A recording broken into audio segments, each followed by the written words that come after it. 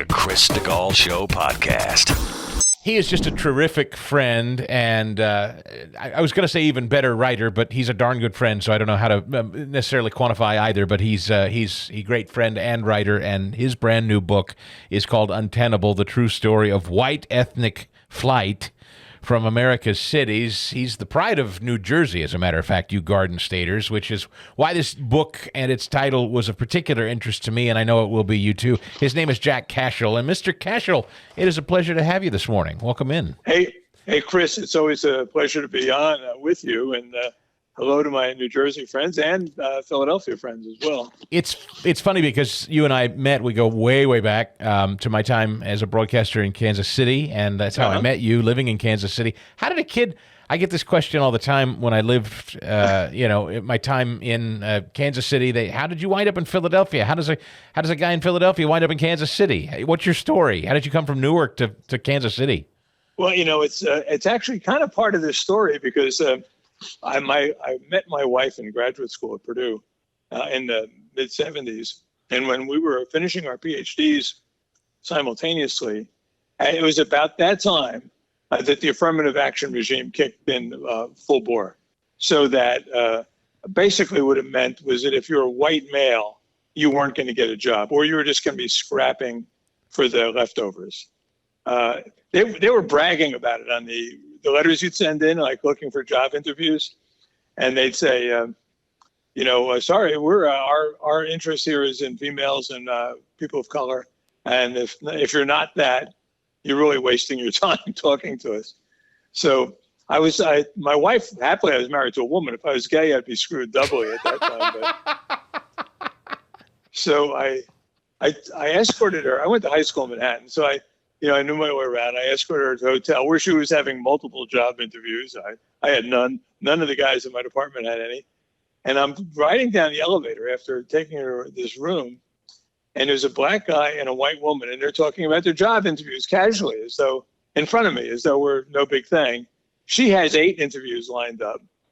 He had 14 interviews lined up. And I and all the other white guys in my department had a collective total of 0. And by the time the elevator hit the lobby, I said, I'm out of this industry. I'm finished, right? I have no future here. So I said to my wife, get us a job in a city that's big enough to support me. And so she had multiple offers. But I said, I don't want to stay in New York or Los Angeles. I don't want to stay in a place that's going to swallow us, but just some mid-sized city that in which I could get a real job, not like driving a cab or something. And that's how we hit upon Kansas City, and been there ever since.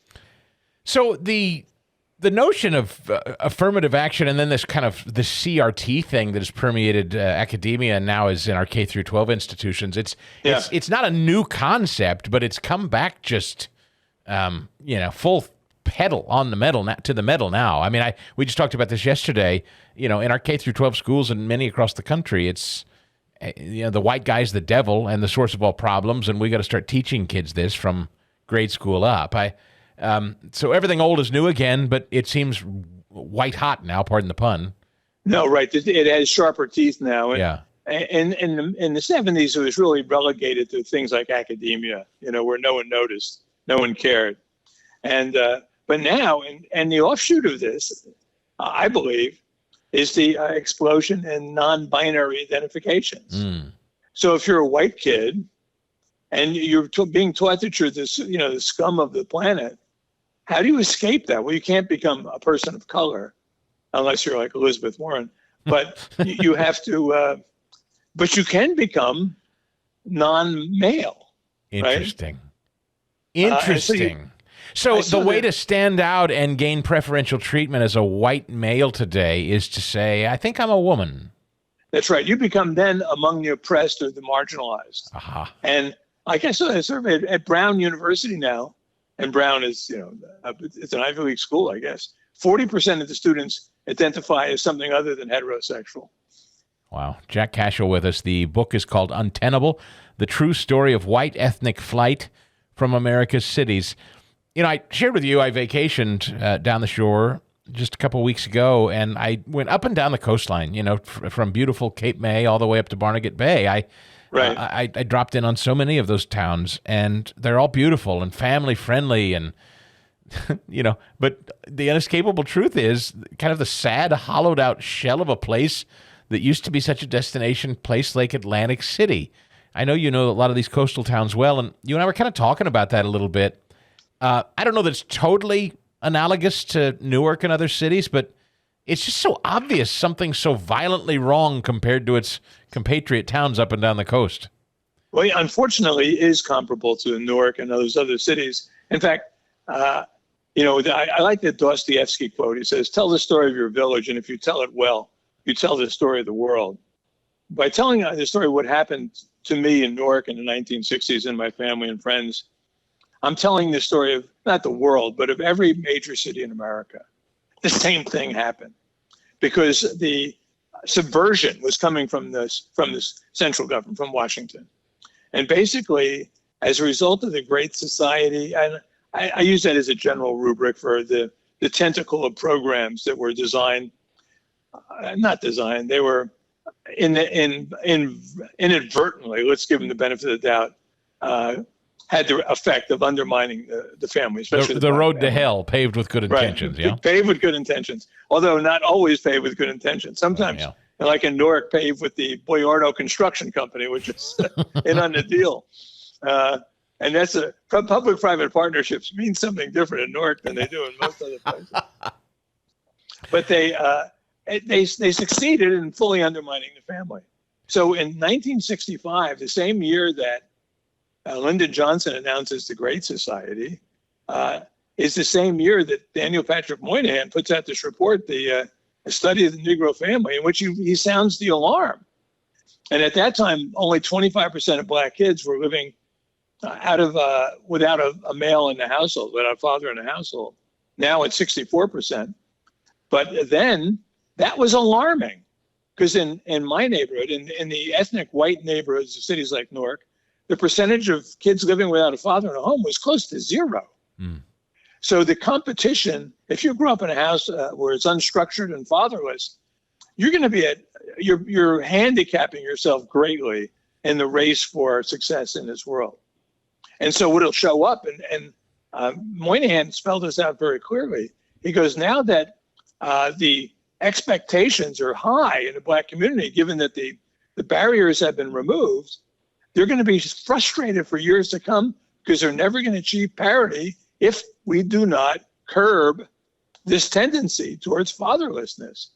And instead, they accelerated it. Johnson deep-sixed the report because the civil rights establishment didn't want to hear this. They wanted to fight those old battles. They wanted to fight against institutional racism. They're still doing it, right? Yes. And as a result, what happened to the community didn't matter, So and it's every city suffered from it. Every city. And in this, what you're describing here, what then led to families like yours ultimately? When you talk about white ethnic flight meaning leaving these cities, why would that then follow? Well, because there are two driving factors. In my neighborhood, which was overwhelmingly Catholic, it was Irish and Italian mostly. It was crime, because we had a school. We went to Catholic schools. So Italians and the Irish hung on much longer until finally the crime got out of control. In fact, I was talking to how I got the title for this book. I met with a bunch of my friends last year, and I was just talking about who I grew up with. And I said to one guy, I said, "Art, you were the last guy in the block to leave." He was living there with his widowed mother. Everyone else had left by that time. And they were living in a third floor, a cold water walk up. And I said, "Why did you finally move?" Now, I should say that Artie is a Democrat, and his wife is a very ardent Democrat, and she was there. So he was being a little careful. And he said, finally, he said, it became untenable. And I said, "What do you mean by untenable?" He said, "Well, when your home gets invaded for the second time, that's untenable.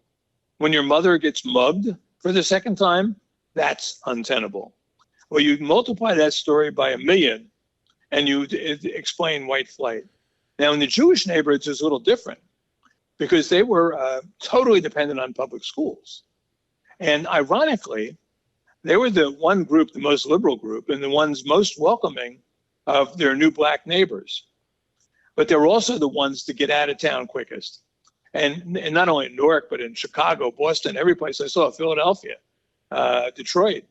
The Jewish neighborhoods emptied almost overnight because not only were they dependent on public schools, but they had high expectations for public schools, so higher than the rest of us did. Jack Cashill, the book called Untenable, The True Story of White Ethnic Flight from America's Cities, for the black audience listening now, are they hearing you say, are we hearing you say, because this is always very sensitive, this gets a lot of people very upset, that the crime that drove these people out of their communities was exclusively at the hands of blacks? And does that mean that, are you suggesting there weren't black families intact and wholesome and law-abiding that didn't want to be a part of that either? Well, that's an excellent question, because in the book I profile many black families who did exactly what we did. Some of them high-profile families, like Whitney Houston's mother, who grew up in Newark. She's telling the same story that all my friends are telling. We are loved in this lovely little village, integrated, everyone's harmonious, blah, blah, blah. Crime, drugs coming in, riots coming in. I say to John, we got to get out of here. Boom, move to the suburbs. Or Kanye West's mother in Chicago. She's going saying, we had a lovely neighborhood, integrated, nice, blah, blah, blah. And then Kanye gets mugged and they cut his tires out. She says, call it black flight, call it whatever. We're out of here. Now, blacks, Latins, Asians, everyone left under this assault. The reason I put white in the cover is because only whites were shamed for leaving. And we're still being, I read these books by the anti-racist cartel, like Ibrahim Kendi and Ta-Nehisi Coates and Robin White Fragility D'Angelo. And their versions of white flights are caricatures. And they always talk exclusively of whites. They never mention that every other race that was exposed to this, and blacks suffered the most because they were closest to it. And I tell the story in the book of Columbus Homes, which just in these amazing acts of urban renewal, where they totally raised this thriving Italian community, one of the most prosperous and lively Italian communities. They took out the main street. They took out all the bakeries, butchers, restaurants, everything, right? Yes. They displaced thousands of people, and they built a housing project right on this, 10 buildings, 10 stories. And they, as deference, they called it Columbus Homes. Right? Yeah. Well, now you couldn't even call it that. Yeah, well, that's right. Yeah, Jack Cashill's book is called Untenable, The True Story of White Ethnic Flight from America's Cities. That's exactly right. You put a bunch of subsidized housing in communities that are or were thriving, and right. It's inevitable, which is, and I'm not, this is going to be sensitive, so here we go, but I'm going to try it anyway, because Obama very publicly made it clear that their agenda is to turn a lot of suburban communities across the country who don't vote the way he likes. He wants to start building, multifamily housing. He wants to see more condos, more apartments, more duplexes and townhomes, because he knows ultimately, and I don't mean to speak ill of everyone that inhabits those, of course. That's not what I mean. Right. But there is a distinct difference between a neighborhood full of individual homeowners and apartment complexes. It changes the dynamic of a community quickly. We all understand that. It does. And one of the most useful books I used was an unpublished memoir by a fellow named George Langston Cook, who is a black kid who grew up in Columbus Homes. He was one of the first tenants. And he speaks of the first few years of living there as though it were like this architectural marvel. And for most of these people who moved in, they had new appliances, they had screens on every window, heat in the summer and winter, and buildings that could withstand the nuclear blast. Milkmen delivered to the door, breadmen came, the grounds were spotless. Then he says what he says. He said then gradually the working nuclear parent families began to leave, and dependent families with rootless kids without fathers began to move in. So within 5 years, Columbus Homes had turned from, now all the money that was being spent on replacing stolen light bulbs and broken glass, and the place within 5-10 years turned into a hellhole. I visited it. I was working in Newark, about 30 years after it was built. And that was one of my assignments was Columbus Homes. And people were afraid to go there. I mean, it was almost beyond first world living conditions. It was hard to describe. I describe it in the book in some detail. I don't want to go into it here. But blacks and whites were afraid to go there. The firemen, they came with police protection. I mean, it was that crazy because they lost control. It doesn't take a whole lot of bad apples to spoil a bunch. I mean, just like one or two violent people and you've got a disaster on your hands. Great old thriving steel towns, not but a stone's throw from here, like Coatesville, Pennsylvania. Yeah, it's exact. I mean, it's like you really do find it all over the country, particularly where subsidized housing is plopped. Ultimately, that's certainly the case in aforementioned Atlantic City. What's so amazing? You go back and you just look at pictures from 50 years ago, 50, 60 years ago, and these things are as you describe. I mean, they're beautiful. Like leave it to beaver towns and communities and neighborhoods, and now you're scared to be in most of them after dark, if even then. Right, and in my neighborhood in Newark, it was called Roseville. It was an unassuming little neighborhood, ethnic, working class. But I got a hold of the 1950 census, Chris, and this is the last census that's publicly available. And on my block, just to give you a sense of it, there were immigrants from 14 different countries. There were 85 households, and it was an integrated block. 85 households. 83 of the 85 households had males as heads of the household. Wow. There were 2 widows, and there were 2 unemployed guys, 2 retired guys. The 79 other guys had blue-collar jobs. Every imaginable one you could think of: casket maker, rubber molder, and 30 of the women had jobs outside of the home. My favorite was a woman who listed herself as a janitress. There's a woman who embraced both her job and her sex. It's kind of cool. So. The book is so important. And it's a book most people won't write because it's too uncomfortable a subject for most people. But Jack is not one of those people. It's called Untenable: The True Story of White Ethnic Flight from America's Cities, the Pride of Newark, New Jersey. Jack Cashill. Jack, it's a pleasure, my friend. Hey, Chris, it's always an honor to talk to you, and keep up the good work, sir. MSNBC says that Christopher Wray was defending himself from GOP conspiracy theories yesterday. Like Mark Houck, the Bucks County, Pennsylvania father, ripped out of his home at gunpoint in the early morning hours, put in leg irons, wearing flip-flops and shorts, because he stands outside abortion clinics. That was all made up. Christopher Wray said so yesterday. You have a little of that fast today? Totally made up. Didn't happen. Mark Houck came here and said it did, but we're to trust Chris Wray. He says it didn't. They did not storm his house. They came to his door. They knocked on his door and identified themselves. They asked him to exit. He did without incident. Whenever our agents, well, not at gunpoint, whenever our agents conduct an arrest, they are armed. Our agents are armed virtually all the time, as you may remember from your own experience as a prosecutor. Yeah, 25 of them, a SWAT team. So, okay, you want to dance around, you want to massage the word stormed. Okay, if 25 agents come pulling up onto your lawn with lights and guns and then politely knock, what would you like to call that? Visited? Lieutenant General Keith Kellogg is with us. It's not really his wheelhouse, not why we invited the former National Security Advisor to the Trump administration, co-chair for the Center for American Security at the America First Policy Institute. But I know it's not your wheelhouse when we're talking about kind of domestic issues like this, General. Good morning. But I would ask just broadly, is it fair to call the concerns of Americans of an overly aggressive government conspiracy theories? Good morning. Yeah, good morning, Chris. Yeah, thanks for having me today. Yeah, I get excited when 2 people come to my door, let alone 25. Come to my door, and it's really, I think it's a really pretty egregious. And the trouble I get in Washington, Chris, honestly, from being here is people parse the words, and they don't, they're kind of they become kind of immune to what's happening to the American people out there. They said, 25 come in. Yeah, they're always armed. Yeah, well, they pull their weapons out. If you're a civilian somebody sitting there in the United States and somebody comes to your door and pulls a weapon out there, well, it does get your temperature rising just a bit out there. And I think it's really wrong. And I like to see the questioning going on.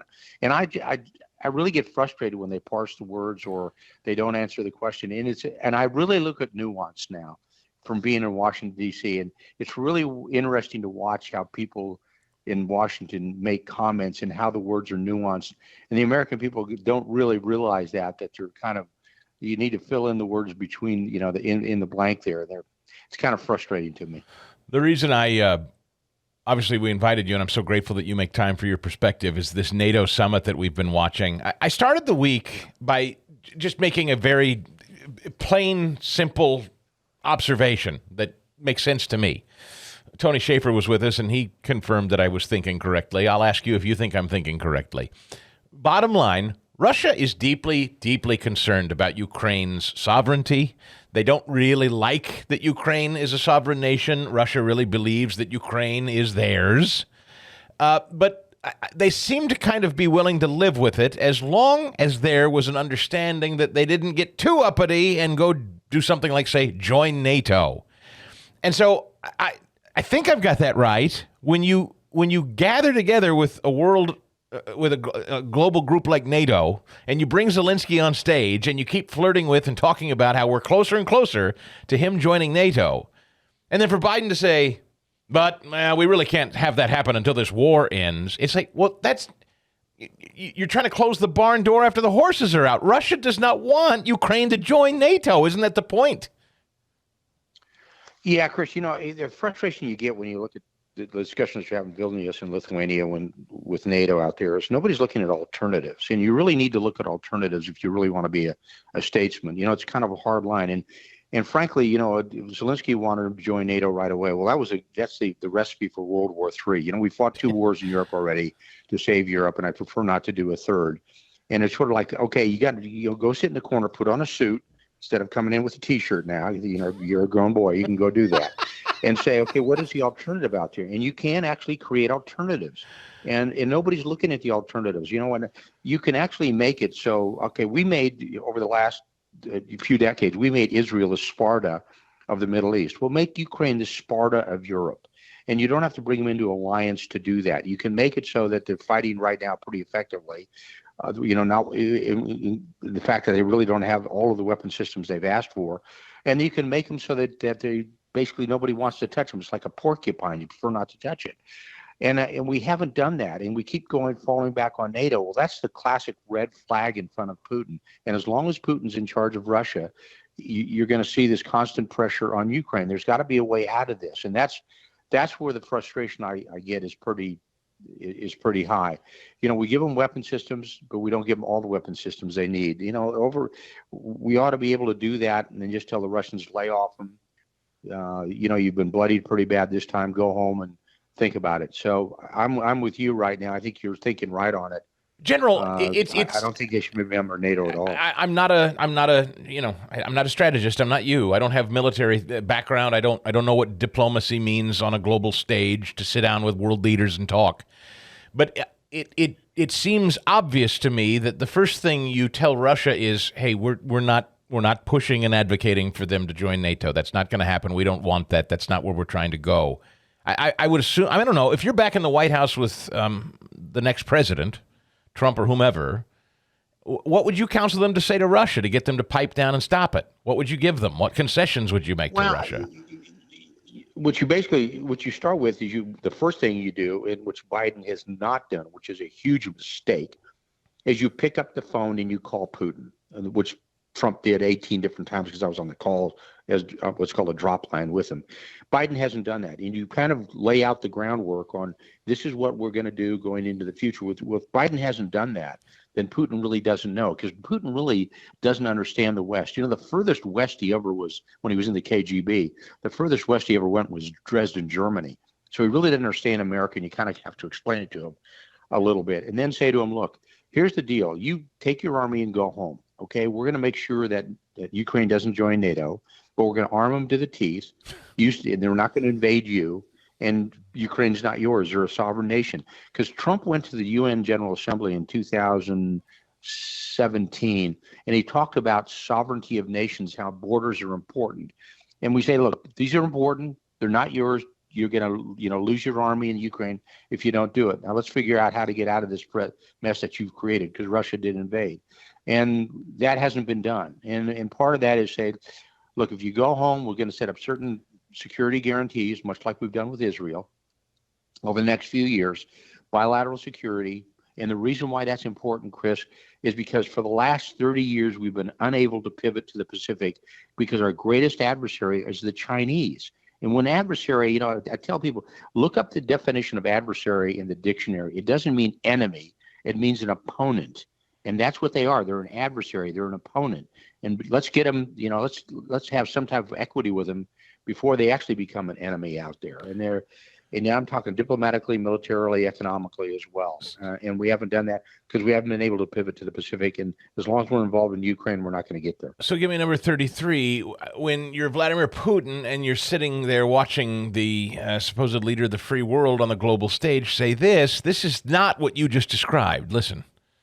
So today, the long-term commitments we're making are backed up by the notion that in the meantime, we're going to provide security to Ukraine for its needs and against any aggression that may occur.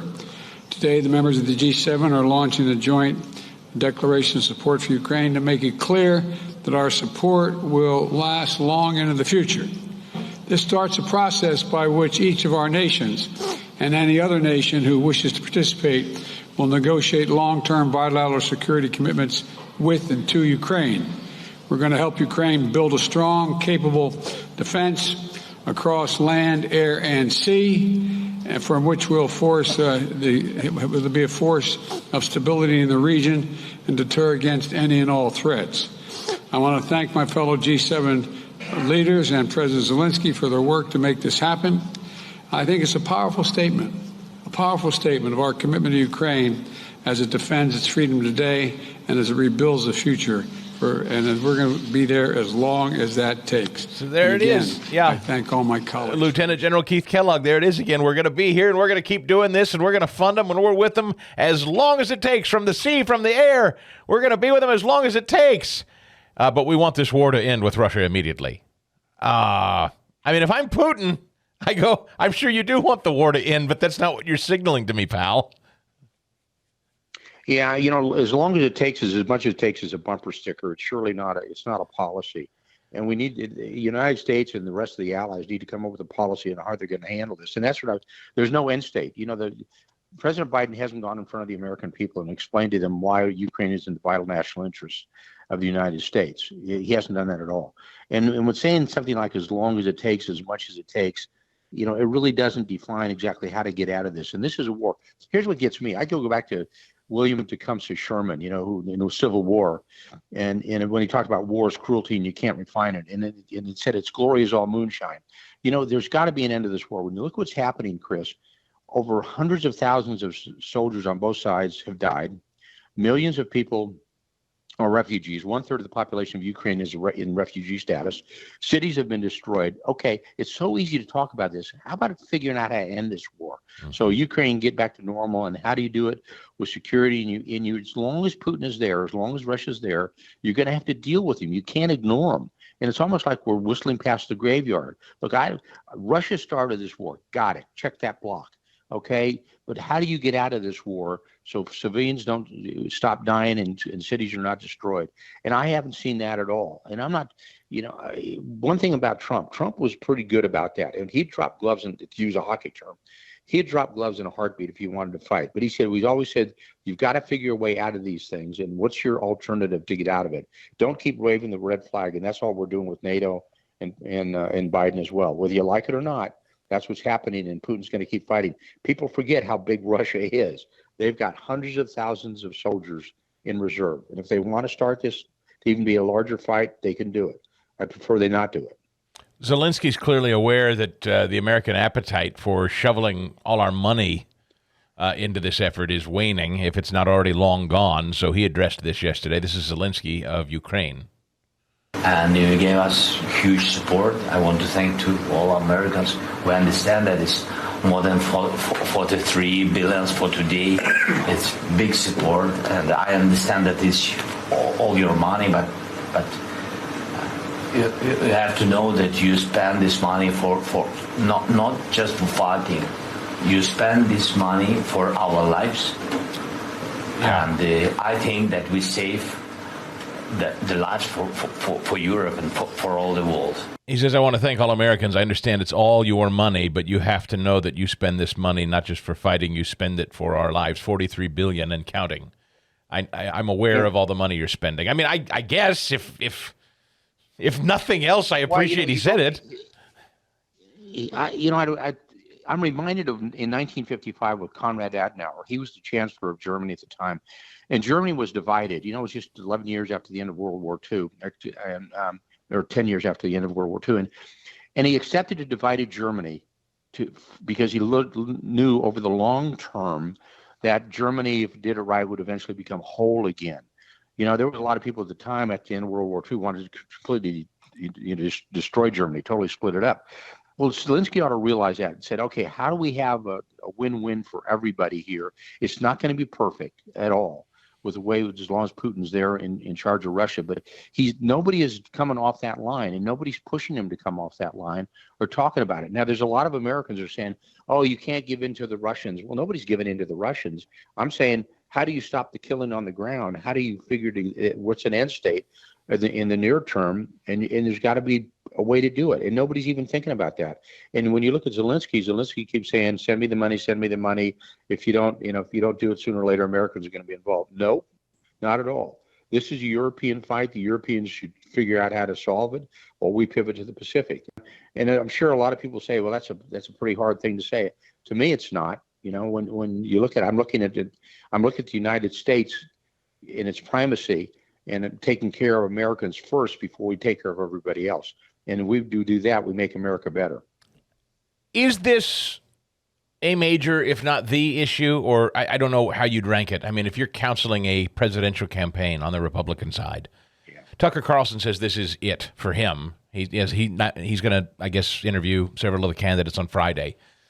He says he doesn't think there's a more important, significant conversation right now, and he credited Trump as being the only one that seems to be addressing it as something that needs to end, not go on endlessly, blindly supporting Ukraine. Is this a seminal issue for Keith Kellogg as we consider the next election?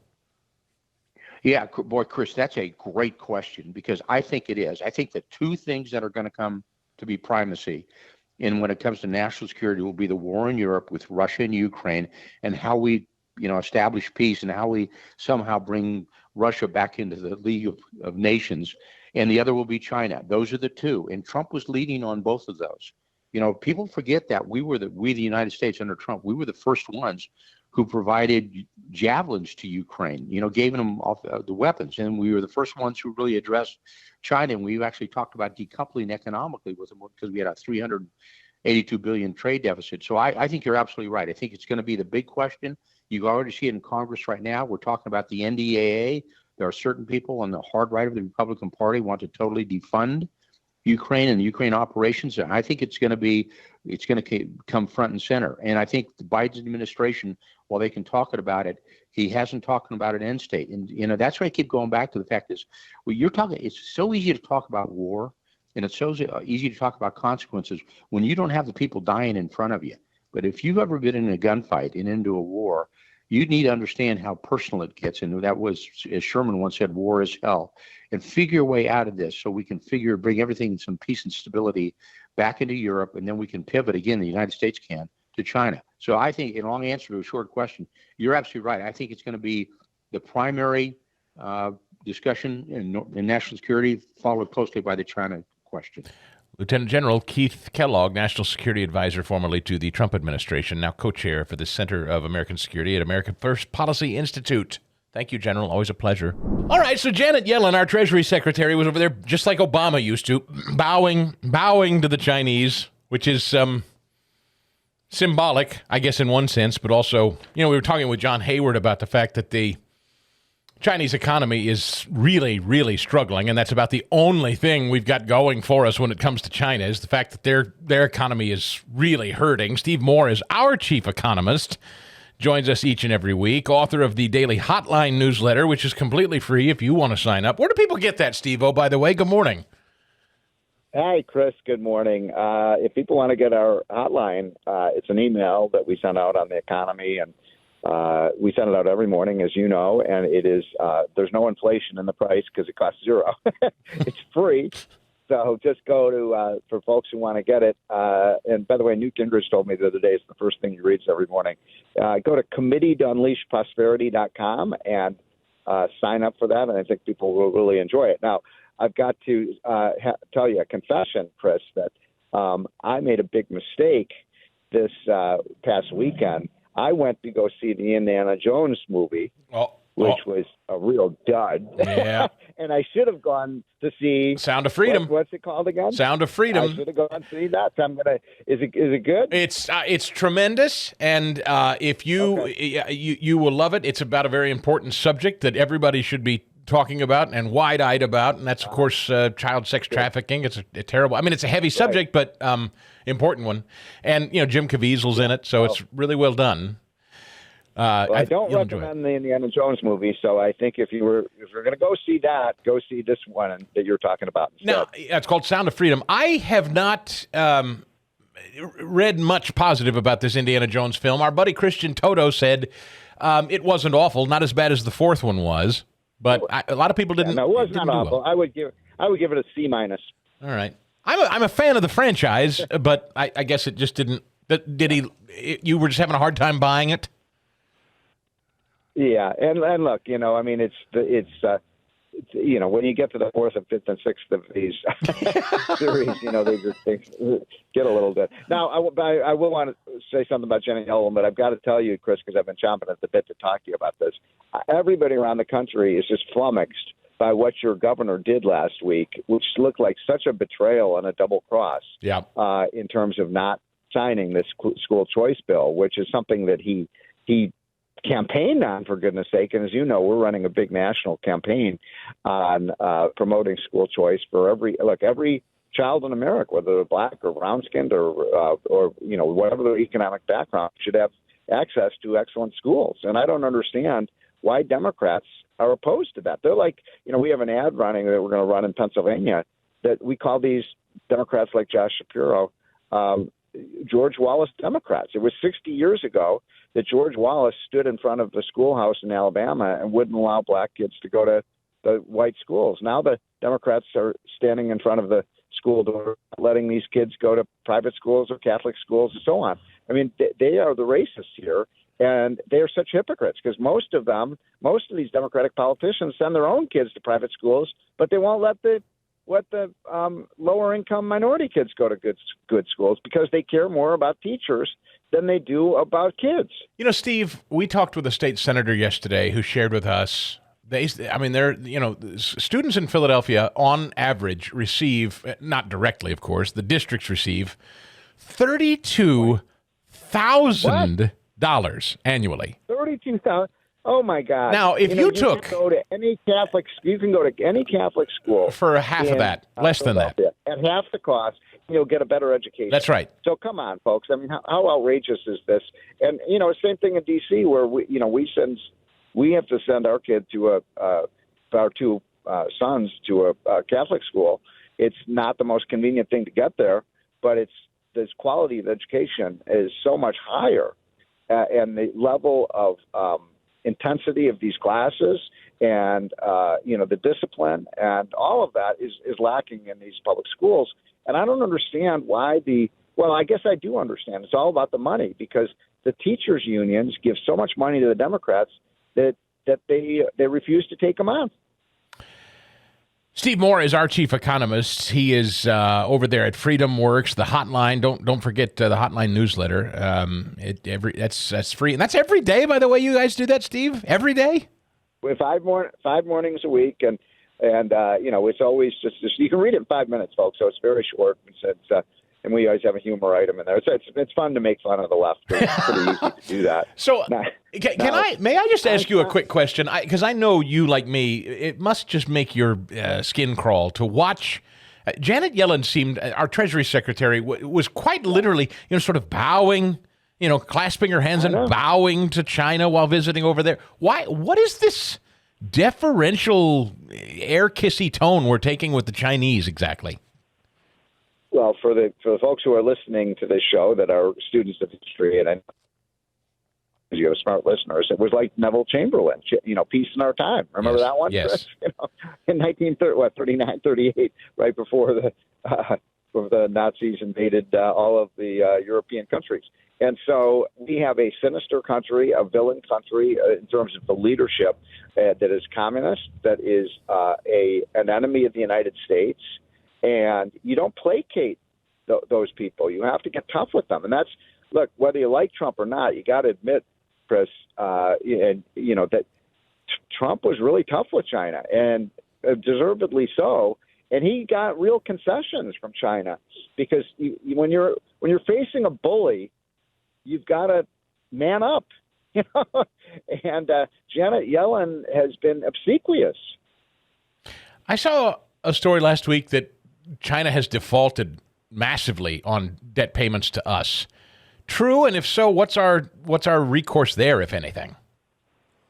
Well, the answer to that question is I don't know. I don't know the facts on that, but I will tell you this though, that look, we now have pretty strong evidence that the Chinese were the ones who were responsible for the COVID germ warfare. Yes, and I use that term intentionally. And maybe, they have several $1 trillion of our debt. Maybe we say, hey, let's wipe off $1 trillion of that. And we'll call ourselves even. So, look, I've become a real hardliner on China, and I haven't always been.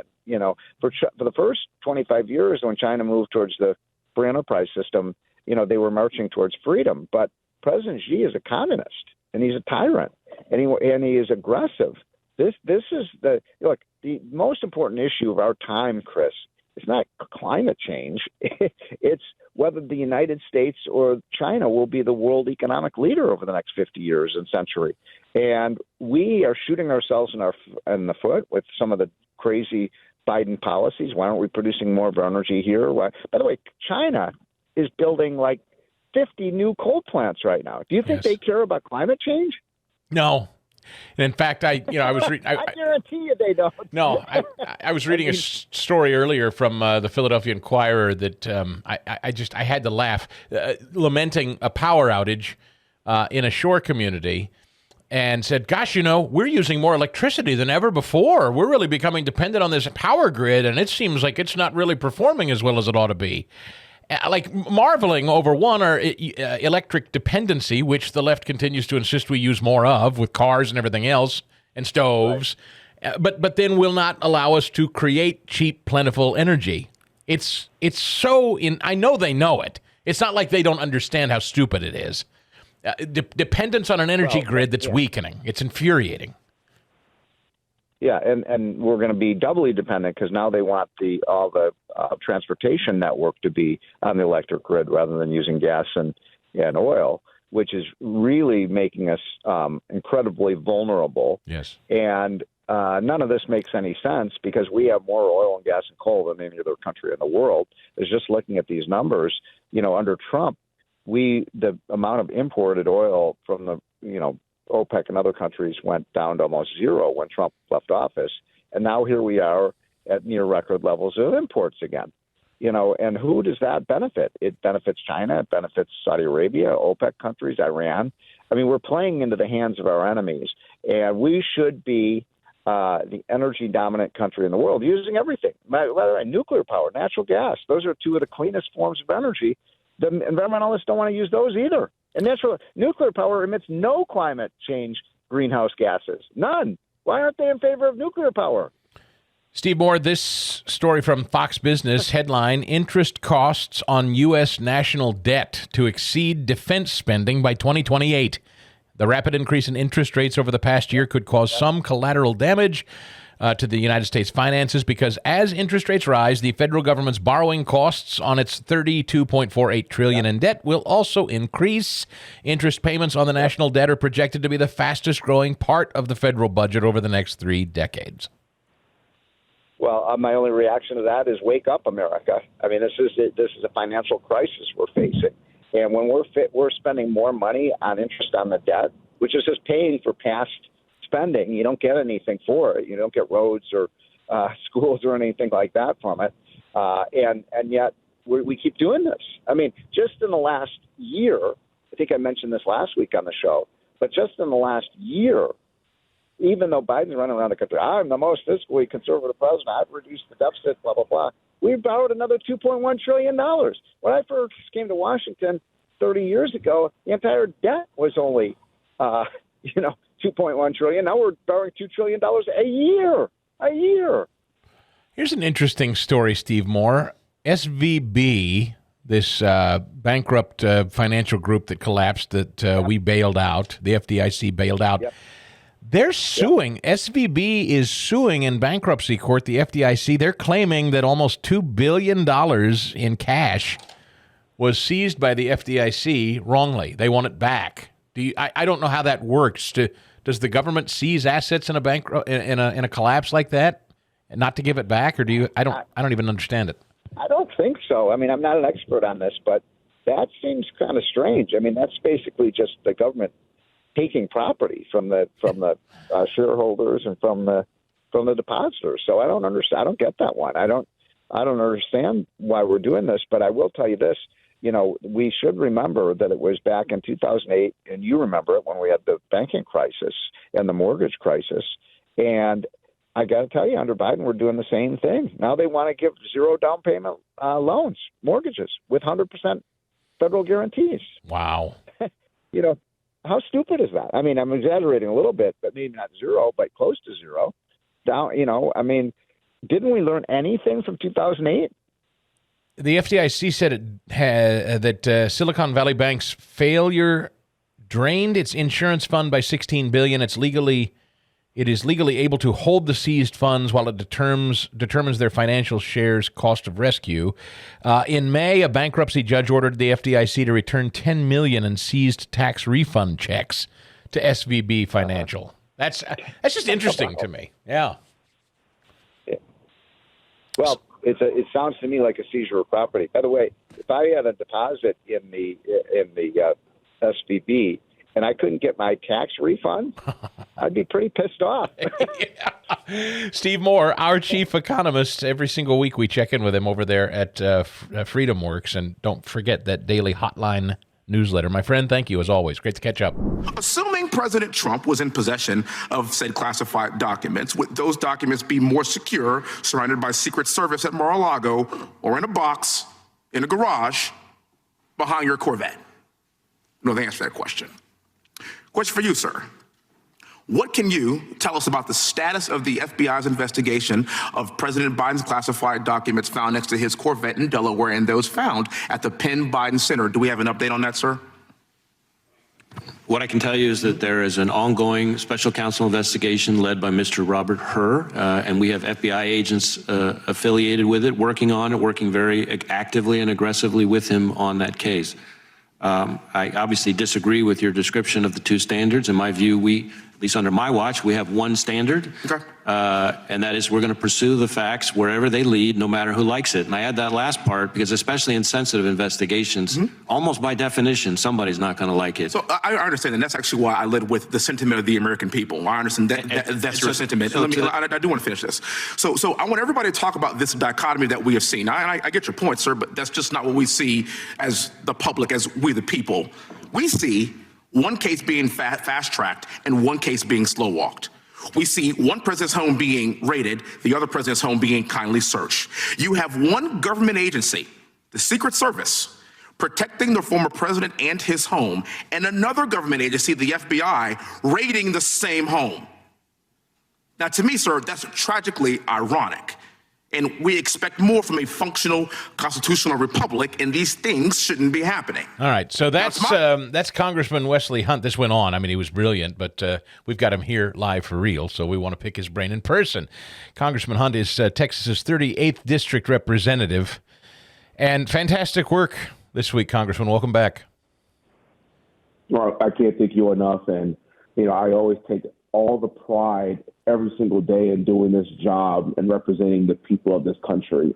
I don't owe leadership. I don't owe the head of the FBI. I don't owe the head of the ACS anything. The only thing I owe is the Constitution and we the people in this country. And please know I will continue to tirelessly work to show how ridiculous some of the behavior is of not just the FBI, but many of these three-letter agencies. Is Christopher Wray a sincere guy? You know, Chris Christie went on TV and said, hey, this is a great guy who's done lots of work to try to clean up after Comey and Obama-era officials, Eric Holder. They're beating up on Christopher Wray to fundraise. He's a good guy trying to do good work, was Chris Christie's take. How do you read this man, Christopher Wray? He's smug. I read him as being smug. Given what we the people have seen over the course of the past few years, he should have been nothing short of conciliatory. He should have been humble. He should have said, you know what? I understand exactly why our approval rating is so low. I understand exactly why the American people are questioning what we're doing. And here's what I am doing to make that better.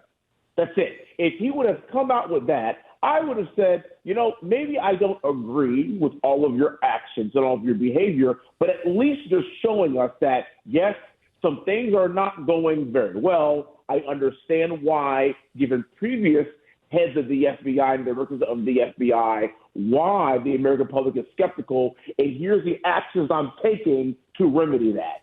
That's not what he did. He did the exact opposite. He dug in. He was very smug. He was very condescending, and I am very glad that the American public got to see who the head of the FBI is today. And I have, with pretty good confidence, I can say that in 18 months he will not be in that role. You know, I have to say of all the many abuses I think the FBI is engaged in, one of the most obvious and the most kind of personalized is the story of Mark Houck. He's been a guest on this show, and he told his story in great detail of what he went through that morning. And if you're asking me whether I trust the testimony of Mr. Houck and his family and what they experienced that morning versus Christopher Wray, I trust the Houck family. It scared the hell out of them. It scared the hell out of his children. 25 agents with guns, and Christopher Wray wants to parse whether you want to call that storming or not. I agree with you. That's smug. Christopher Wray had the issue with the word raiding versus the word storming versus the word search versus the word seizure. He slices the bologna really thin. There's always a different vernacular that he has to try to, I guess, put potpourri on this funk. But we all know what we saw. He tried to do the exact same thing with the raid at President Trump's home. It wasn't exactly a raid because they weren't wearing raid jackets. Dude, stop! That was a raid. The president was not there. There were helicopters. There were TV cameras there. It was within coordination of the media. And yes, his house got raided. Please stop this. But you know what? That's a tactic that they use often because we only have 5 minutes to speak. So if you could filibuster during that time, you could actually not get to the more germane, important questions that the congressmen and women can ask him. He's actually a smart guy. I'll give him that. But smug is the word that I will use to describe him. If I could, we could probably talk about him and the abuses of the FBI at length, but because of your background and your service to the country as a West Point grad and your time as an enlisted serviceman, I got to ask you about the Tommy Tuberville thing going on over in the Senate. They're making a big deal about him holding up several senior leadership posts confirmations because the Defense Department is still funding travel for those in the military seeking abortions. Tuberville wants that extracted. And they're calling this like the biggest emergency ever that the military has faced because we're holding up these senior leadership appointments. I said, what disturbs me more is the news today that we're apparently so depleted in our munitions stockpiles because we've been shoveling it all over in Ukraine.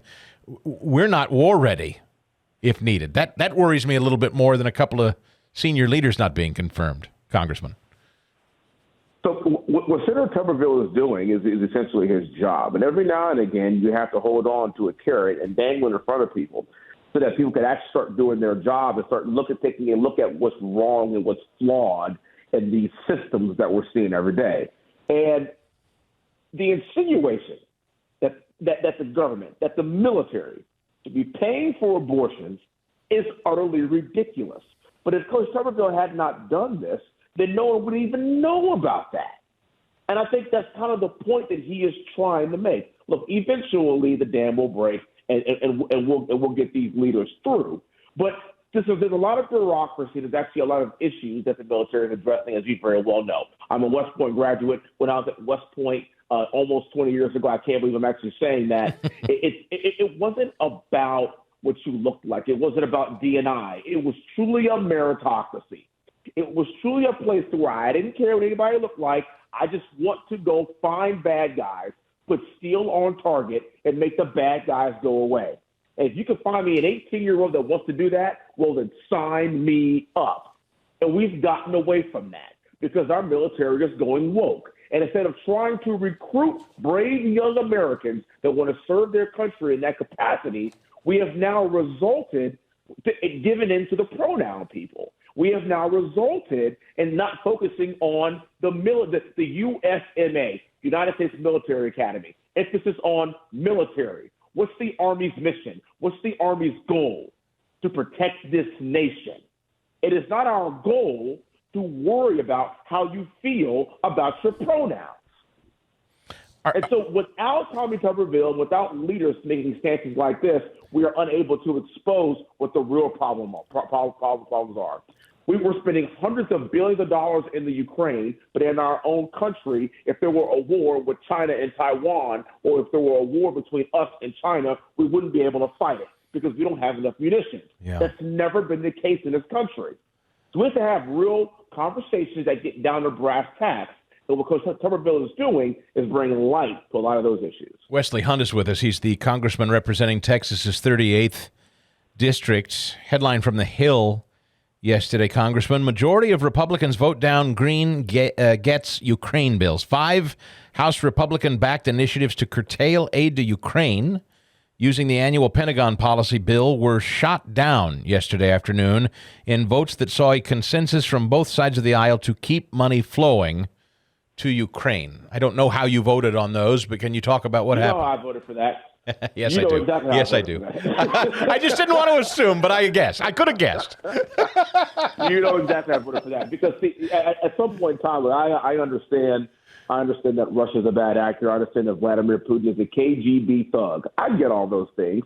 But we have our own issues in our own country. This is the worst inflation we've seen in my lifetime. This is the worst deficit that we have seen in our lifetime. Our infrastructure is crumbling. Our military is crumbling. We, as a country, cannot afford to continue to write blank checks to other countries and to other people's wars. And for the record, if we were leading from a place of strength like we were 4 years ago with President Trump, we weren't having any of these conversations. We had peace in the Middle East. Vladimir Putin wasn't invading or annexing any country. Iran was not on a path to create another nuclear weapon. We had the Abraham Accords. Literally, all these things were happening 3 years ago, and the second the weakest president we have seen in modern history takes office, the world smells blood in the water, and like sharks, they're circling the tank. And it's pretty obvious as to why. Now, we are still continuing to send money to other countries, and literally we have veterans on the street. I'm sick of it. And look, I'm not the kind of guy that says we shouldn't be helping other countries and helping other people. Of course we should. But where's the accountability? Where is the money going? Where is the future money going to go? You know, if you ask the average congressman sitting up here on the Hill, hey, excuse me, Congressman fill in the blank from fill in the blank, how much money have we sent to the Ukraine? They couldn't give you the right answer. They couldn't give you the right answer. But yet they're going to continue to vote to send $300 million more to the Ukraine. And I have a fundamental problem with this. We have got to be better stewards of the American resource, no matter what it is. And that goes for our money. That goes for our taxpaying dollars. That goes for our natural resources. We have got to use it and spend it on we the people, on us first, and then what is left goes to everyone else. That is the whole point of putting America's priorities first. We need more of that. $43 billion and counting. Biden said again this week, whatever it takes, as long as it takes. You know, it's interesting, Wesley Hunt, Congressman, Texas. I don't know what to make of it. Perhaps you can give us some clarity on it. We kind of entered the week reading headlines that said that McCarthy is now... There seems to have been unanimity. I hadn't read much of this, and now all of a sudden it seems like there's a... the headlines are being written that McCarthy is trying to keep people, I assume, like you and other maybe Freedom Caucus people at bay, either from toppling him or trying to move to impeach Biden or certain members of the cabinet. Is there friction happening there? Is that true? McCarthy's trying to stop you guys from actually taking action? Because you hear it as much as I do.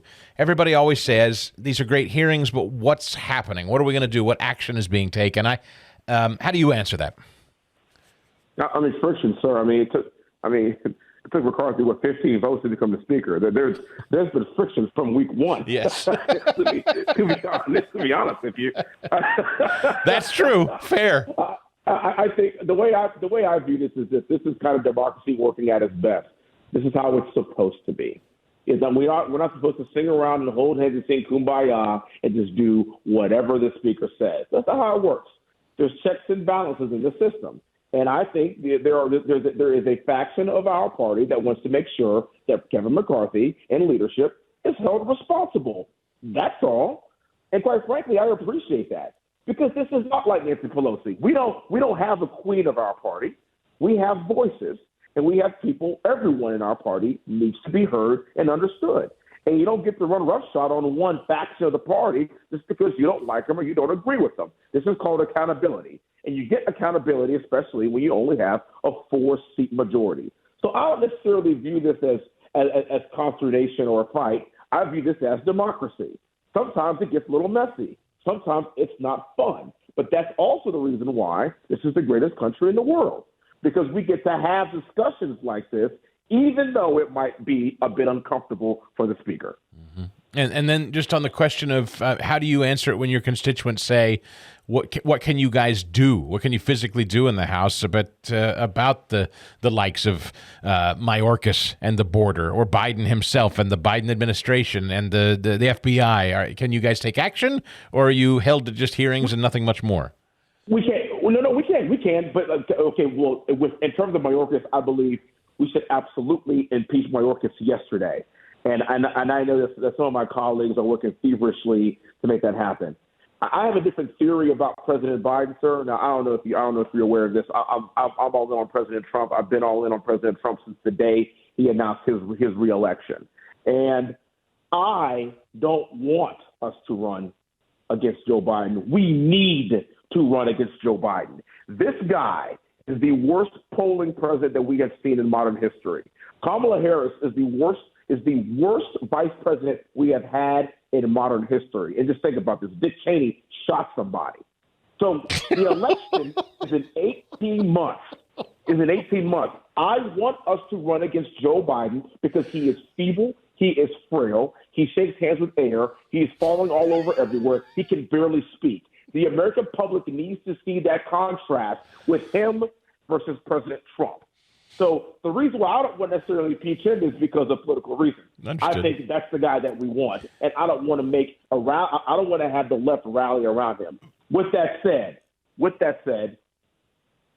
we found cocaine in the White House a couple of weeks ago, and we don't know who did it. These people are so corrupt that if they're pushing our hands, I don't know how much more has to happen with the Biden crime family to get to the point where we don't impeach them. We almost have to. Yeah, I want to know where that $10 billion came from. I want to hear about the quid pro quo with Hunter Biden.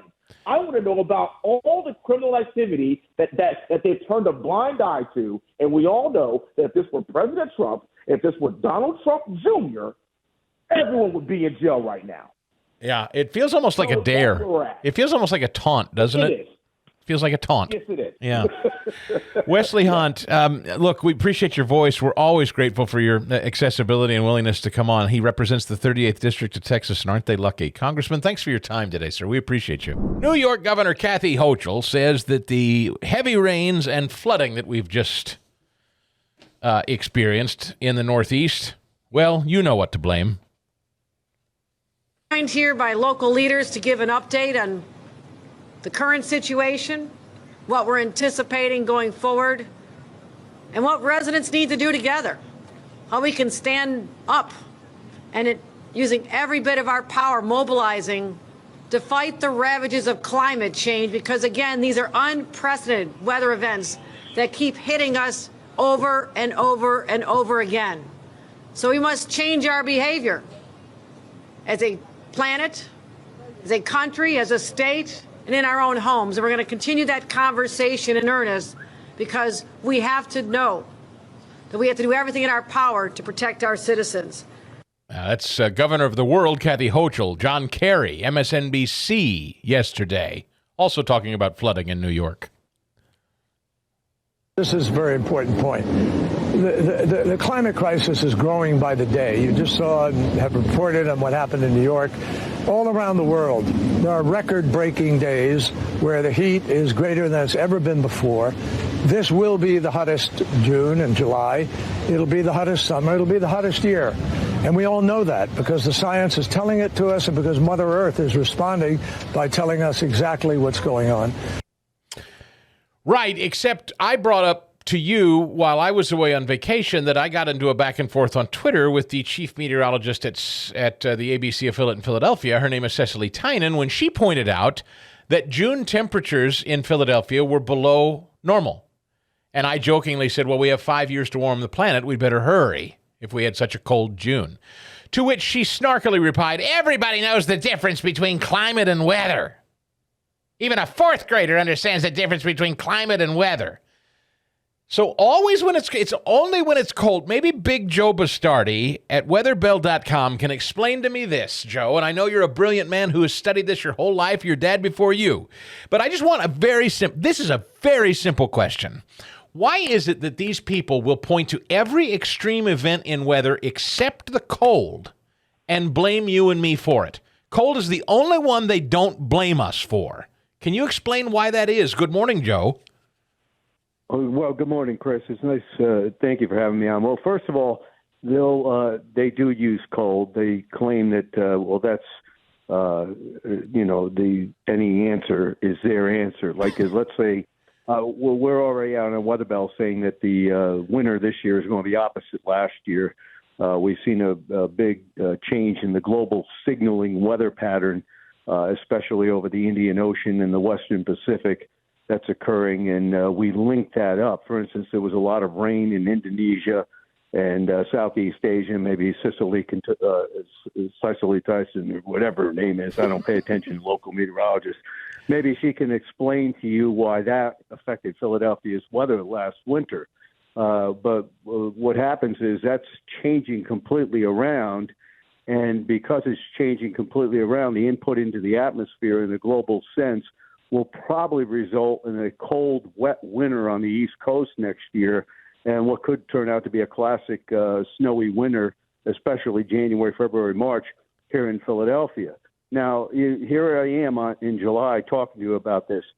This is to give you some sense as to the fact that any given weather event that occurs has a long thread that set it up before. Just like the current weather you see today, the global weather you see today, this just didn't happen because of the input of some carbon dioxide into the atmosphere. There have been long-standing changes. For instance, the oceans are very warm. They're at record warm levels. Well, did you know over the last 15 years there's been a tremendous decrease in cloudiness over the tropics, which is exactly opposite of their theory that the trapping hotspots, because of increased water vapor, were going to increase over the tropics. So we'd have one hurricane after another coming out of the tropics. Have you noticed, folks, what's happened is while there's been an increase in landfalling hurricane activity the past 2-3 years, all of it develops in close to the coast. The big storms that used to come off Africa, like we used to see back in the 40s, 50s, and 60s, the classic storms, we don't see it. The last one was Irma back in 2017 that made it all the way across as a major hurricane. And so what's going on over the tropical oceans is already showing the counter that nature is naturally doing. let me explain what is most likely to cause the warming. Carbon dioxide is 0.000043 of the atmosphere. Man puts in 0.03 of that. That means that the contribution of carbon dioxide in the atmosphere from human beings is 0.00000125. Now, here we go. There have been 1 billion people live in the United States in the fossil fuel era since 1930. That means that the individual contribution that you're asked to change, your carbon footprint is 0.140125. The basic way you stop your carbon footprint is to either somehow or the other not breathe or pass from this planet.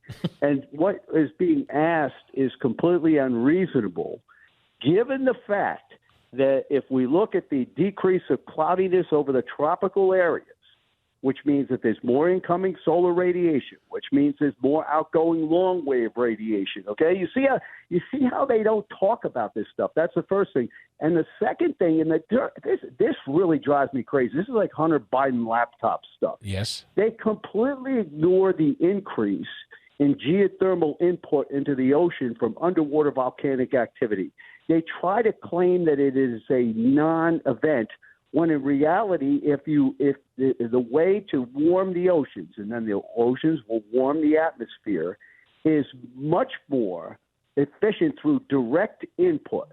Carbon dioxide feedback only, and I hope the people on your local meteorologists who live there, I want them to explain this to me. How is it that if carbon dioxide is doing this and warming the oceans, its feedback, and when it has some feedback into the atmosphere, we know that, is only 1 millimeter of the ocean? How can it warm the ocean if it only penetrates 1 millimeter? The sun's rays penetrate down 200 to 300 meters, right? And let's again remember, less cloudiness over the tropics. The models cannot model for that, okay? And the increase in geothermal activity due to the increase in underwater volcanic activity, those two things are direct inputs into the system as opposed to the CO2 feedback, which is indirect. So here's the thing. The sun, I mean, if I may, could I just dumb it down? The sun, cosmic rays, the sun has a lot to do with cloud cover and temperature here on planet Earth. Well, hold on a second. The reason you may be seeing less cloudiness, and see, this is I look at Twitter and meteorologists. The meteorological community is so hoodwinked by the climate change situation, they don't even ask the right questions. For instance, the Hadley cell is broken down. What is the Hadley cell? It is a natural convergence over the tropical oceans from the air coming together from south of the equator and north of the equator. Why is it broken down?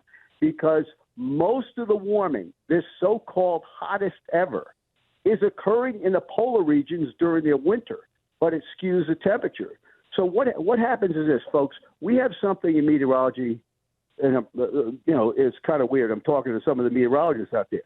Zonal potential energy. That is the difference in temperatures between the poles and the equator.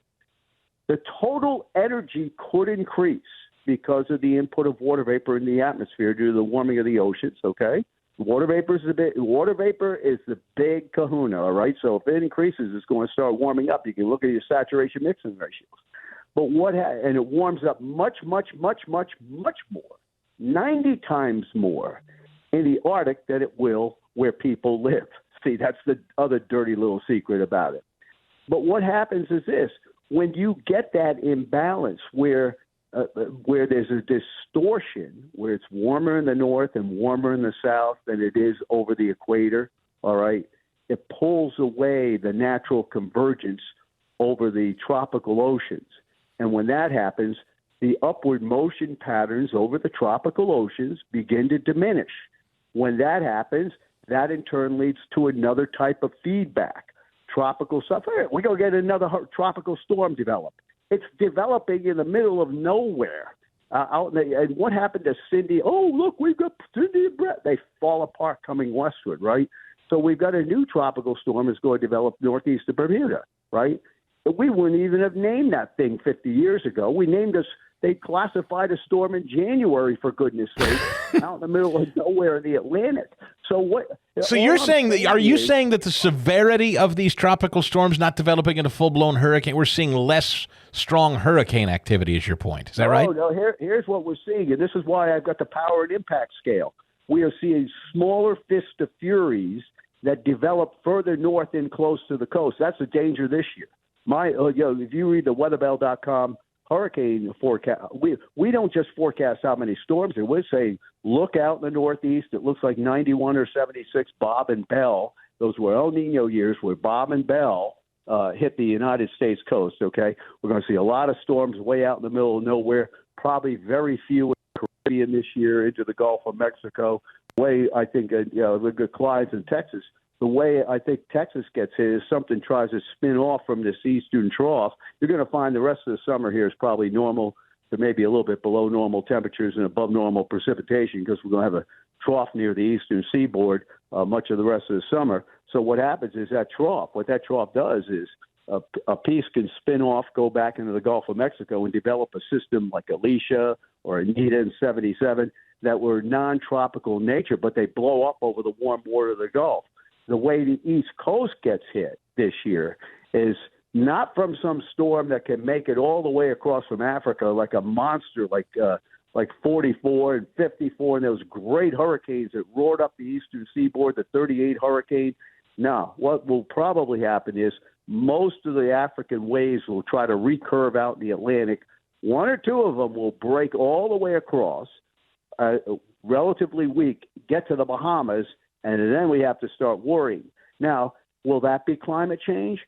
So I'm sitting here looking at stuff from years and years and years ago going, well, I've seen that before. Yeah. Listen, listen, Chris, you said something that was very kind. You said I was brilliant. I'm not brilliant. You know what I am? I'm a blue-collar Italian laborer in the weather. You know what I do? I look at things that have happened before. I constantly look at them because I'm too stupid to be able to estimate what the atmosphere does. I'm serious. And some of the meteorologists and climatologists should understand this. If you're a true scientist, the more you know, the more you realize you don't know. Well, isn't that the point, Joe? Isn't that the point that when you boil something down to CO2, that's the bogeyman that everybody can get their head wrapped around because science is actually complex and it needs study? It's hard to understand. CO2 is easy. Listen. And I tell the guys on my side the issue this, because they're fighting it the wrong way, in my opinion. As long as it keeps warming, they certainly have an argument. I would never advocate to shut down another person's opinion. The problem is those people want to shut down the fact that someone like me will say, well, wait a minute. Have you looked at what's going on with geothermal spreading? That's what we call the increase in volcanic activity. Have you looked at how do you explain in a warming world the diminishing of cloudiness over the tropics, which in turn allows more incoming solar radiation over the tropics, which in turn warms the ocean more, which in turn which would make more sense? Look, folks, let me ask you this question. About the underwater volcanic activity. If you were to boil a pot of water, would you put it on a stove or would you get a blow dryer to do it? Which would you rather do? Okay, direct input. The oceans are a massive reservoir of heat and a massive reservoir of CO2. The direct input from below to above. The weather works from below to above. You get a stimulus from the sun. Right, we get sunlight occurs, then the changes occur between water and ocean, mountain and valley, and et cetera, et cetera, et cetera. And those changes work from below to above. So in the case of simplifying it to, and by the way, Kathy Hochul and the rest of them, whenever they do this, they simply sell more books for me. I wrote that 2 years ago, the weaponization of weather. They weaponize every weather event. They make me sick. Yes. I mean, in Spain in March, you're talking about a real bad drought because they had one last year, right? Yep. Yeah, the previous 10 years in Spain had been very wet. So it gets wet again in Spain. There was some big floods in Spain and Italy, and By the way, that happens quite often over there, right? The big look at this, what's happening in Spain. It's climate change. The fact is, if we had a snowless winter last year, and that was climate change. If we have the kind of winter I think we're going to have this year, 20 to 30 inches of snow, 2 to 3 degrees below normal, that'll be climate change too. Yeah. The fact is, the climate always changes. Well, Joe, they're using that. How about the Canadian wildfires? That's something we're getting bombarded by. Canadian, it's dry. That was the biggest joke of them all. Canada has been cooling. Canada's springs have been cooling in a widespread fashion the past 10 years. It's been snowing more in Canada. You had 1 year where it was dry. This year, the spring was dry. They had more than the normal amount of wildfires. Canadian wildfires have been diminishing. By the way, do you know as of July 7th, the United States wildfire total was at record-breaking lows? Know that? Does anybody know that? No, I know that because I look at all this stuff, which is interesting because in October, I don't think it's going to be at record lows. All that snow melt means more foliage. It's heating up in the West now. We were just waiting for this pattern to flip in the West. They had one of the coldest winter-spring combinations on record in West, but we knew it was going to flip. And when it flipped, it started flipping actually about a month ago. What happened? Philadelphia was cool in June. How about them apples, right? And guess what starts happening? Hot and dry in the West. It starts raining more along the eastern seaboard. How about that? So, and by the way, folks, these thunderstorms were very, very, very, very bad. But what about July 77 in Johnstown, Pennsylvania, or 1969 in the mountains of Virginia, or the July 4th, 1969 in Northeast Ohio? They were every bit as bad or worse than that, okay? I can go over countless examples, right? So what they're doing is they're weaponizing the weather in a phony climate war. Great title for a book. So I decided to write it. Big Joe Bastardi. I'm just saying, look, before you go, here's how this works. I wrestled at Penn State. I wasn't a very good wrestler. But if I were wrestling under these rules, every time my opponent scores, I would get the points. Basically, that is what's going on. They cover up stuff. And listen, there are elements of truth to what the other side is saying. And I look at that and I use that. My problem is that they don't show the total picture because they know the total picture will cause an intelligent person to actually question what is going on. So, this is Russian disinformation. There is linkage to that. That everything gets swept under a rug nowadays. It's not for you to believe Joe Bastardi. I have trouble following myself, for goodness sake. But here's what you do. Here's what you do. And this is, you have an open mind. You're an intelligent human being. Go look for yourself. Go look at all the data. And if someone wants to censor that data or try to say, no, it doesn't exist, or don't worry about it, or whatever, then that should raise a red flag. Go look for yourself. You're smart people. If it's such a big deal to you, go make your own decision. Don't ever let someone tell you what is happening. God gave you free will. And remember this, too. Those who know what they know don't yet know what they ought to know. That's the great lesson of science. The more you study things, the more you realize, holy cow, this is beyond comprehension. I got to keep studying it. So Proverbs 25:2, Chris, yes. It's the glory of God to conceal a matter, to search the matter out, the glory of kings. Everyone that listens to this radio station is a king. So for your glory, go search out the matter. It comes right out of the Bible. How's that? I love it. And as you have so pointed out before, the perfect creation of this planet is that it is, you taught me this, I use it in every discussion. The arrogance or the silliness, the foolishness that the earth is supposed to be some sort of static existence. It can't. I mean, you're the one that taught me. It's just so plain in my mind that the Earth's surface is constantly at war with itself. It can't. It's not so much a war. It's an inherent in creation in all of this.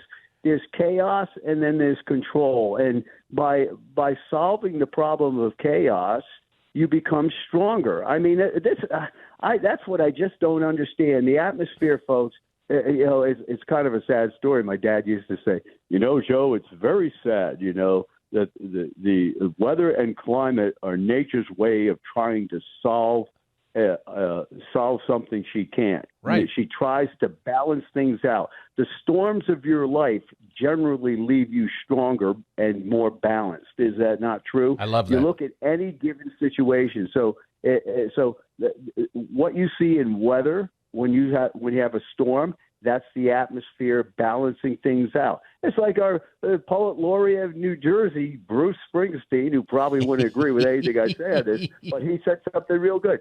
The skies clear best after a good hard rain.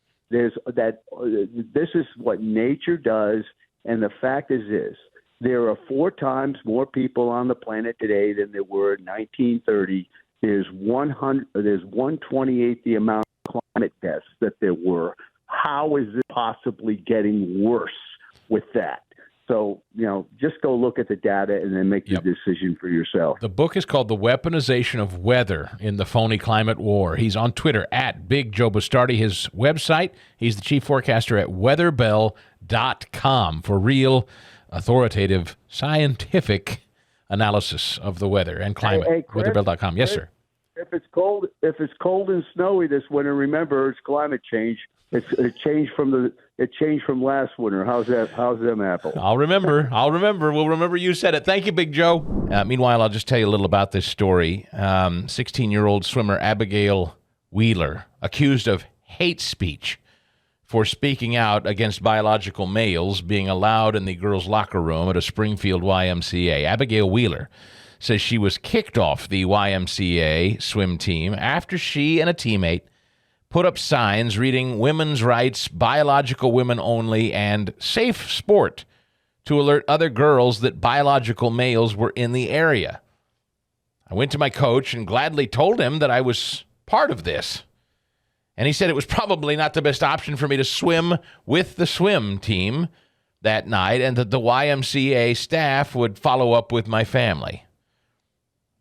The local YMCA chapter communications director, however, says Wheeler left the team of her own volition, writing, "There have been a variety of false statements around the same issues circulated by the same individual since this past May. In this version of the story, the statement that the swimmer was removed from the Y and prevented from participating in the swim team is false. She left the swim team and the Y on her own." Abbigale went on Fox News this week and stood by her story, saying that is not true, that she left on her own. To be 16 years old, she said, and being in the position that you're in, faced with what you face, standing up for yourself, you're ultimately standing up for others. You're a megaphone for your teammates. Wheeler noticed 2 biological males. This whole thing started when she noticed 2 biological males in the women's locker room last April. And her father told that story back then on a podcast. So we got both Abbigale Wheeler, the 16-year-old who's the feature of the story, as well as her sister, her older sister, Caitlin, who, as I mentioned, swam with Riley Gaines for a time, who's gone through kind of a similar storyline. And now she's, in fact, I heard, Caitlin, by the way, let's try it again. Caitlin, I heard that Riley has now signed on to do her own podcast. So I guess you guys will probably be a guest of hers soon. Yes, she has. Yeah. She'll be on Outkick. That's awesome. Have you talked with her much through this whole mess with your sister?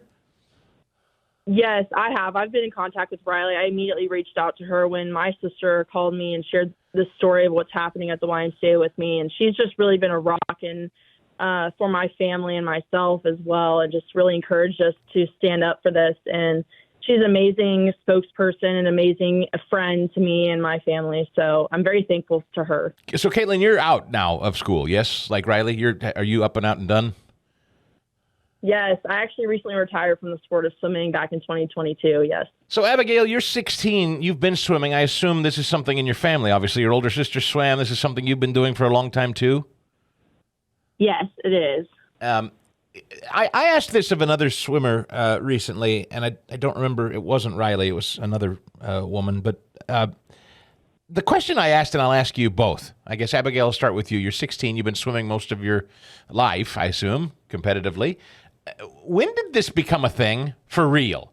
For real? Like, maybe this was something that was like, ha-ha, weird, but you didn't really think possible to, wow, there are dudes in my locker room? Yes, actually. So we had heard about it a while ago, and finally, when I went into the locker room, I had realized that I was seeing a man in my locker room.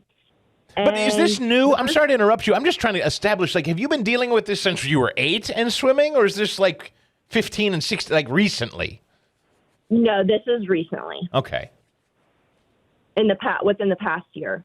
And that's what I'm trying to, I guess, broadly establish. Do you both? I'll ask you both. Abbigale, I'll start with you. Does this feel like it's all of the sudden to you, like it does to me? This seemed like some sort of silly concept before that's now being forced quickly on everybody, out of the blue, all of a sudden. Is that your interpretation, Abbigale? Yes. How about you, Caitlin? How do you read it culturally? What's going on? Yeah, I mean, culturally, I feel like we're hearing about it a lot more. You know, I know that we're not the only family who's spoken up about this. We're not the only family who's been affected by this. And, you know, my family has now been impacted by this twice now on 2 completely separate, non-related instances. And I just know that we aren't the first, and nor will we be the last if something isn't done. So, yes, I agree. I think that this is something that is starting to happen a lot more commonly and more recently. As for the why itself, I was just talking about this while we were reconnecting, that they maintain they never once told you to take a hike or that you weren't welcome there. You stand pretty firm, Abbigale, that that's not the way that went down. Yes. What happened? So when I went to my coach and told him my concerns and told him how I felt, that it was very upsetting, and I felt very uncomfortable, and me feeling like I'm losing my right to use my own locker room by them telling me that I should go use the family locker rooms or not use the facilities at all. He just told me again that I could use the family locker rooms, and it just, and there was nothing that I could do about it. And so you decided, okay, if you guys aren't going to act, like, I'm going to make signs telling people what's going on in here, was your decision.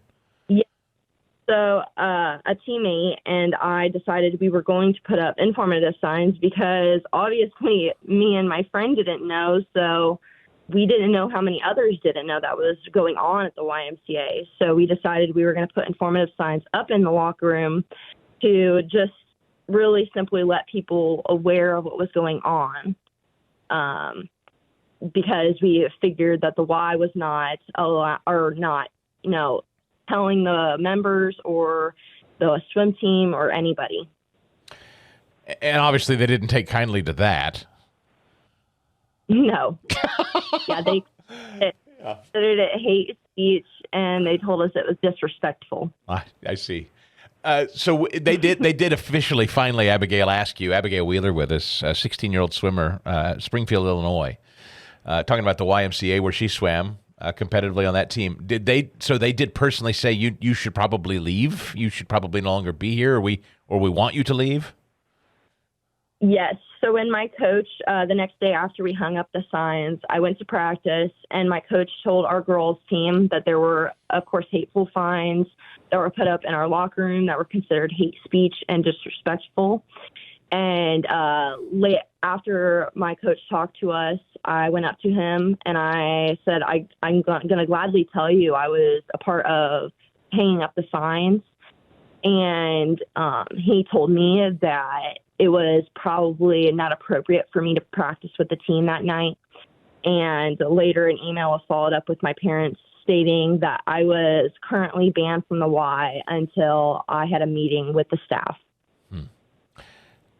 Sincere question. What kind of guy is your coach there at the Y, Abbigale Wheeler? I mean, like, I'm trying to get the measure of a guy like your coach. Like, is he an ordinary guy? Would you consider him a normal guy, a good guy? Is he a Christian guy? Do you know much about him? I'm just trying to understand the profile of a man like your coach. Well, of course, as an athlete to a coach, I would have to say the relationship, I trusted him. And I felt like I should be able to go to him if I had any concerns. And that's exactly what I did. And I was just shut down and meant to feel like it didn't matter, and I was just going to have to basically shut up and deal with it. And it kind of was just thrown out the window, all of my feelings and everything. Yeah. Do you get the sense that this is I know this is sort of a big question, and you can't read minds, Abbigale, but do you get the sense that this is a guy who believes in this and thinks this is okay, or just doesn't like making trouble and is uncomfortable with conflict, and the easiest way was just to make you go away? Does that make sense? No, actually, I think he's just mentally ill, sadly. Oh. Okay, you went harder than I was going to portray it. Good for you. You think... Not coach. I think she means the individual in the locker room. I think that as far as like the swim coach, I truly don't believe that he agrees with men going and changing the locker room. He has a daughter. He is two young actually, and so I really don't believe that he agrees. Unfortunately, I feel like he, like many others, are afraid to say anything because, you know, they're in fear of their jobs. Yes. They're in fear of receiving hate and being called names, as, you know, kind of Abbigale's going through right now.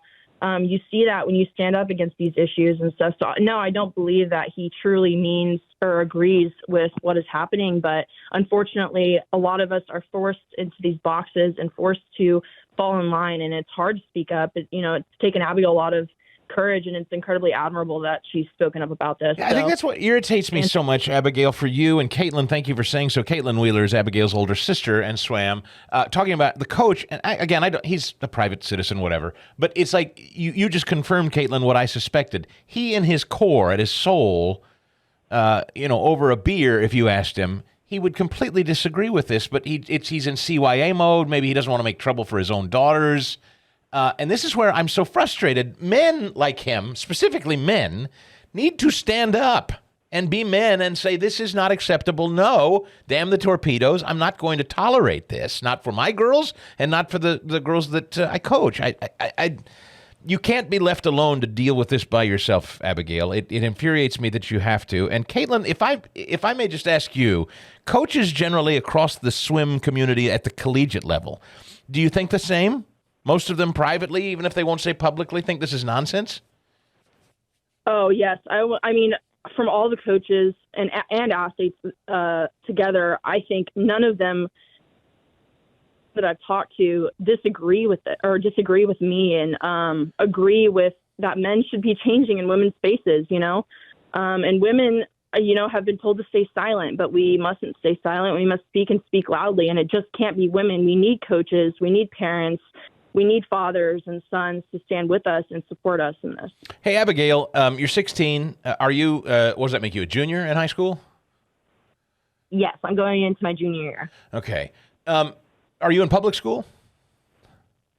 I'm homeschooled, actually. Oh, are you really? Good for you. I love that. That's fantastic, and not a surprise, by the way. This is what homeschool produces, people, independent thinkers who stand up and are brave.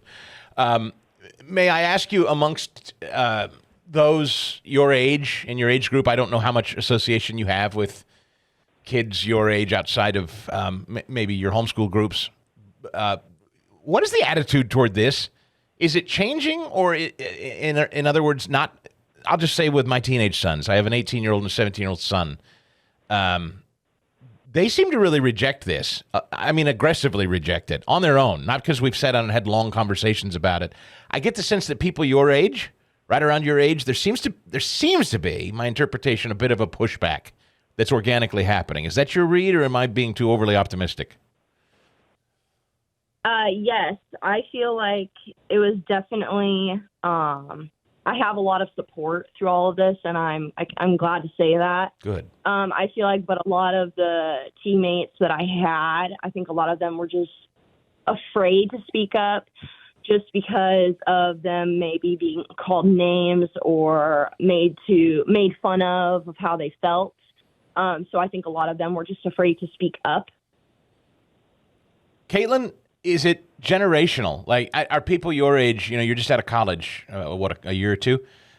It seems like there's a difference in generations. Like maybe people your age were a little more receptive or open to this concept, whereas younger people like your sister's age, Abbigale, they're like, no, this is insane, and are starting to maybe push back, or am I being overly optimistic? How do you read it?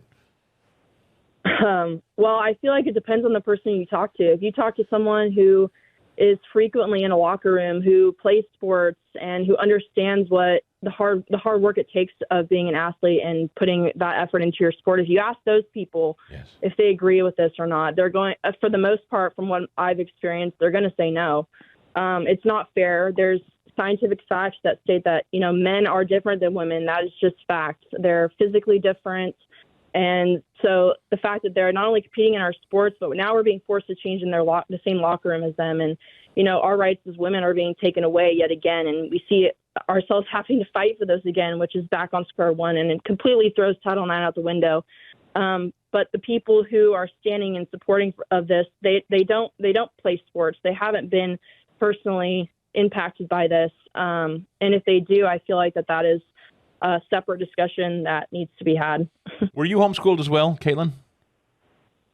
I was. I have an older sister. We both have an older sister as well, and we all three were homeschooled. And we have an amazing mom who, homeschooled us for all our lives until college. And so, very thankful to her, and very thankful that we were able to do that with swimming, because you travel a lot with your sport. Again, the dedication and time it takes. It was nice to be able to just kind of pick up your books and take them with you to the meet. What a woman, what a hero. Your mother saved your lives. Really, she did. And I would just ask you, I assume you all know, both of you know, this happens to be a personal passion of mine, is breaking the stronghold, this grip, this social contagion-filled public school system that we have today, trying to convince people that there are other ways, be it homeschool or homeschool pods or Christian schools, private education. There are so many options and alternatives to public school right now. This issue is something I don't know how you would have weathered if you were attending regular public school right now. Do you have an opinion on that, Abbigale? Yes. I feel like it has definitely been brought into the schools and slowly been trying to condition the kids so that way when something like this does happen, it's more of a norm, a new norm to them. Yeah.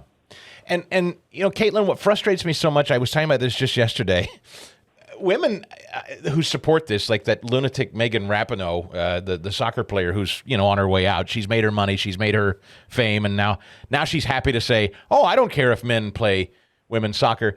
It's like, that's fine for her to say, but I don't think it's far-fetched to believe that someday, as a competitive edge, you could see a whole roster of, air quote, women who are actually biological men. I'm very serious, Caitlin. Are we that far away? Yes. No, I with you. I mean, we're seeing it already. We're seeing biological men taking away scholarships, awards, and spots on teams from women. So I don't feel like we're far off from that. And Abbigale, as hard as you've worked, obviously, I assume you still want to continue to swim, assuming you're going on to college, or no? Yes, and I am still in the decision process of what I want to do after high school. Yeah, well, good. I mean, look, I love the happy ending to learn that your mother educated you all so well, that you're obviously so well-educated, smart, informed, eyes wide open, and most of all, bold, courageous, unafraid, willing to stand up and speak where, sadly, grown men in your community won't. Thank you both very, very much, Abbigale Wheeler, Caitlin Wheeler, sisters, swimmers, and just outstanding Americans. Thank you both, ladies. Thank you so much. Thank you, Chris. Telephone number 610-850. It makes me embarrassed. I'm embarrassed for men. That embarrasses me. As a man, I'm humiliated that there are men in this country that are making 16-year-old young women do their work. It's gross. Where the hell are the men in this country? The Chris DeGaulle Show Podcast.